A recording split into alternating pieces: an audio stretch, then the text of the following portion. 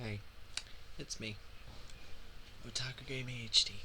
And I had already recorded a video for this movie. Good thing it wasn't that long, because I can just redo it, no problem.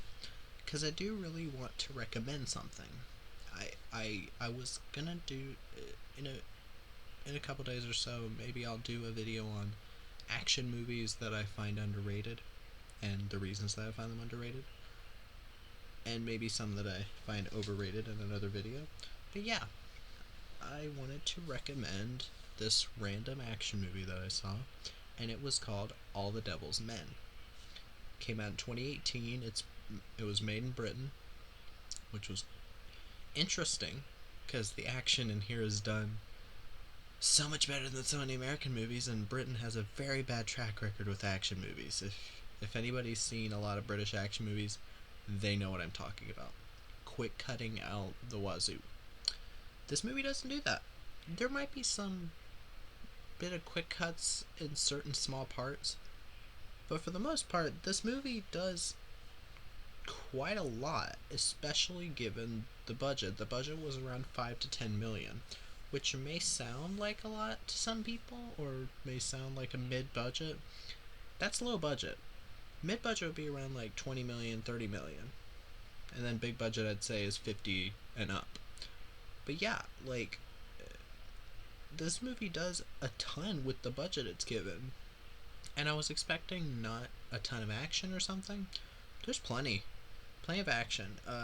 This movie is very well paced. I'll start out with the reason I watched this. I watched it because I had not seen a film yet with Milo Gibson. Who is Milo Gibson, you might ask? Well, he's the son of Mel Gibson, actor from Lethal Weapon, Dragged Across Concrete, um, director of Passion of the Christ, all these things.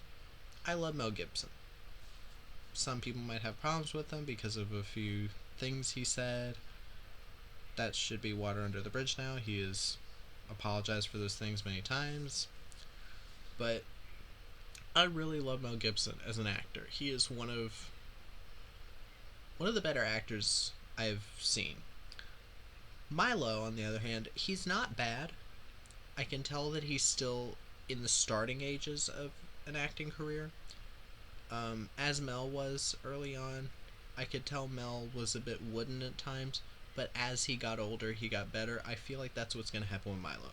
But Milo, as an action star in this, he does a pretty decent job. I won't say great, I won't say amazing, I won't say terrible. He does a decent job. He looks convincing as this CIA hitman who's doing one last job. Yeah, it's a bit cliche. One of the small gripes I had with the movie. But, like, you've got a pretty solid cast here of actors that some of them I've never seen before, but you have Milo Gibson, you have Sylvia Hoeks, you have Gubenga Akinabe, uh, William Fichtner, Joseph Milson, and Elliot Cowan. Now, most of the acting is pretty good, I thought. I mean, I know you're not looking for acting in an action movie, but, like, it was pretty well done. The the score was done by Amore Leader and Simon Williams. It was pretty alright. It was like patriotic, that kind of thing. The thing that happens in a lot of action movies like that.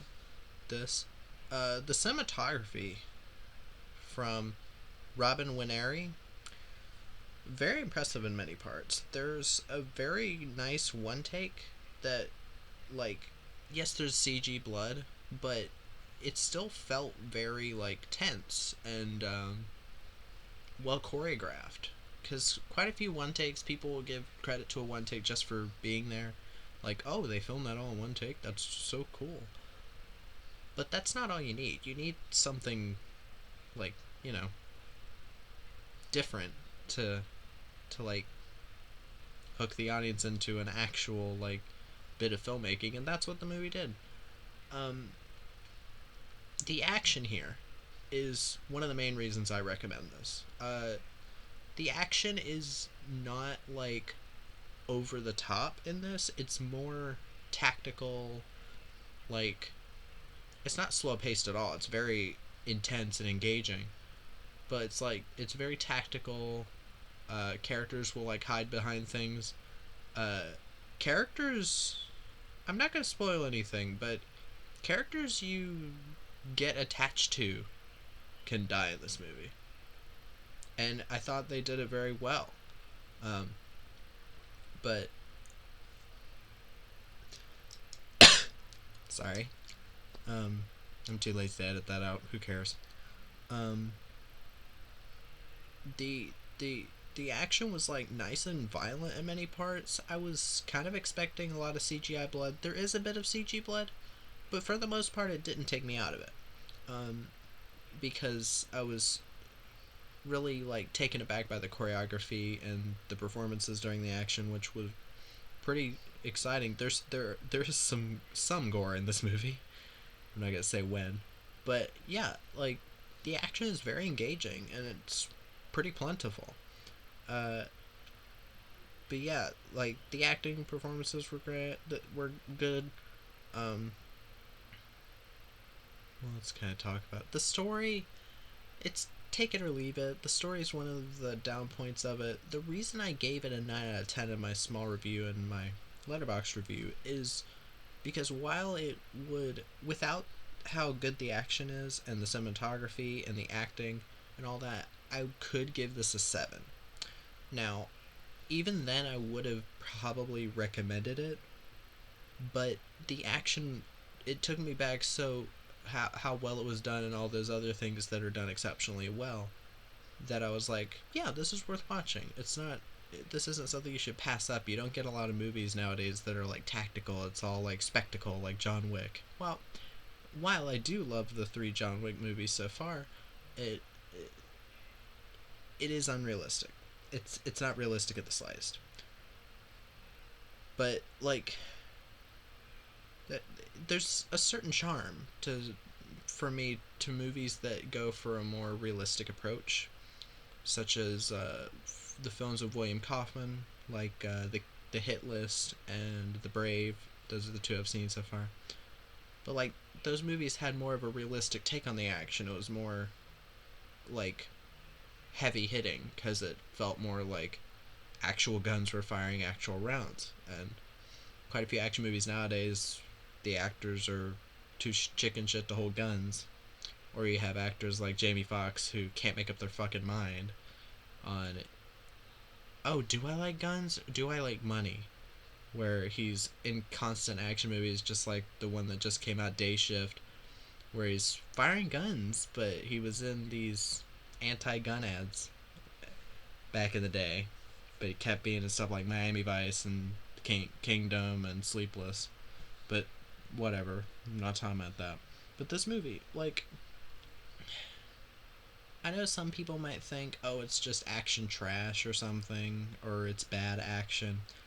I hear that term thrown around for like Isaac Florentine movies, like Special Forces. I don't want to hear another person say bad action.